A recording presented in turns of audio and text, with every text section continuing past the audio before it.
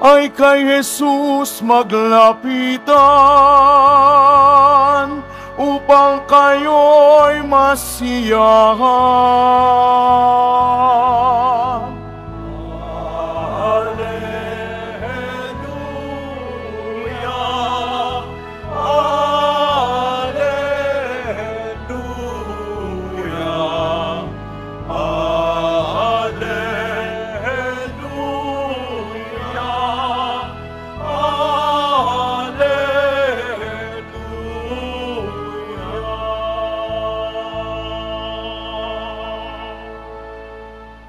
Sumainyo ang Panginoon. At sumaiyo rin. Ang mabuting balita ng Panginoon ayon kay San Mateo. Papuri sa iyo, Panginoon.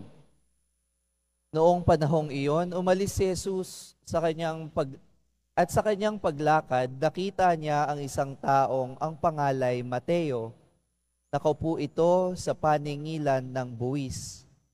Sinabi ni Jesus sa kanya, "Sumunod ka sa akin." Tumindig si Mateo at sumunod sa kanya. Nang si Jesus at ang kanyang mga alagad ay nasa bahay ni Mateo, dumating ang maraming publikano at mga makasalanan, at sila'y magkakasalong kumain. Nang makita ito ng mga Pariseo, tinanong nila ang kanyang mga alagad, "Bakit sumasalo sa mga publikano at sa mga makasalanan ang inyong guro?" Narinig ito ni Jesus at siya ang sumagot, "Ang mga may sakit ang nangangailangan na manggagamot, hindi ang mga walang sakit. Humayo kayo at unawain ninyo ang kahulugan nito. Habag ang ibig ko at hindi hain. Sapagkat naparito ako upang tawagin ang mga makasalanan, hindi ang mga banal." Ang mabuting balita ng Panginoon. Pinupuri ka namin, Panginoong Hesu Kristo. Maupo muna po ang lahat.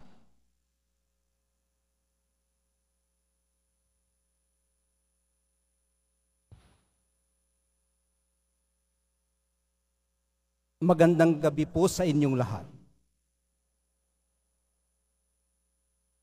Ang mensahe po ng mahal na poong Jesus Nazareno sa atin ngayon, sa unang Biyernes ng Hulyo, kung tutugon tayo't susunod sa Kanya, makakasalo natin siya sa hapag ng awa at pag-ibig, gaano man tayo kamakasalanan. Ito po ang maliwanag nating nakita sa pagkakatawag niya kay Mateo.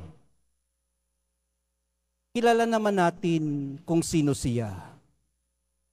Kolektor ng customs sa Capernaum para kay Herod Antipas. Umeeko sa kanya ang sinasabi ni Propeta Amos sa unang pagbasa, "Mapaniil sa nangangailangan at mapang-api sa mga dukha." Gusto kaya niya ang reputasyon na ito? Tandaan po nating empleyado siya at ang kanyang ginagaway ang mandato ng kanyang trabaho. May mga pagkakataon pong natatagpuan natin ang ating sarili sa mga sitwasyong hindi natin pinili. Maaring alam din niyang ang tagumpay ay salawahan. Ang tagumpay po o yung success ay salawahan. Alam din niya na huhupa at huhupa rin ang kanyang halakhak bilang isang nakaririwasa.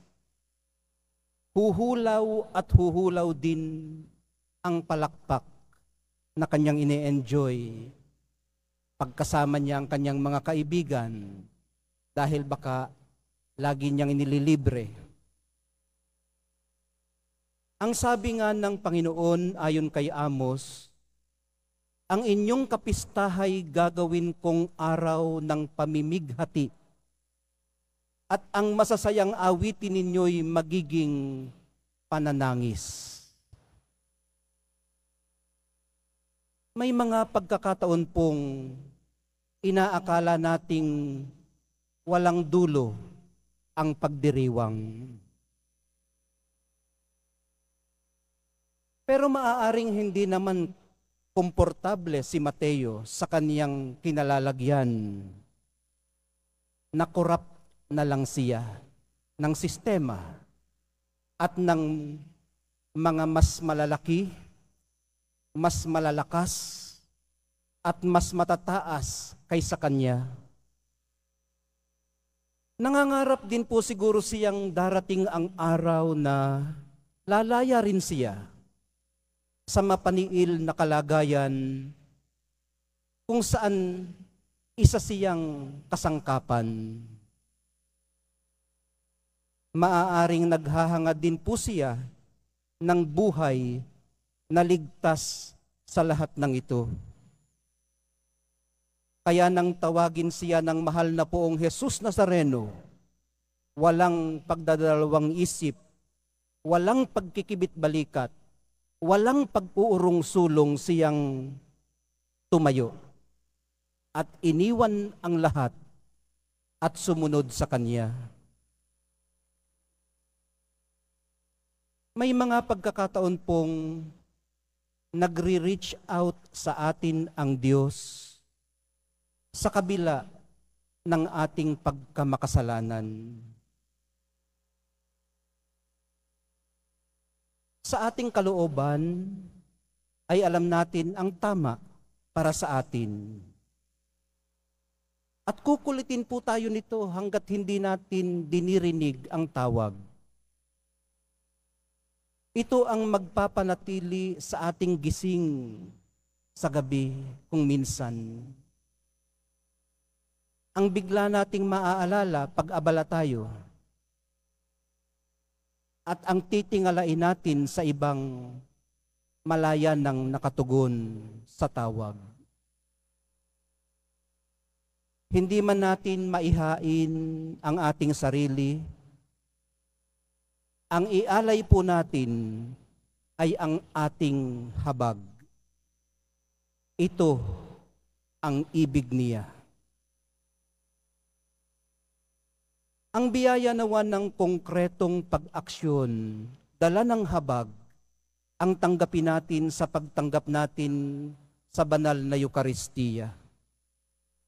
Ang grasya nawa ng paglaya sa kasalanan, ang hanapin natin sa tulong ng Espiritu Santo.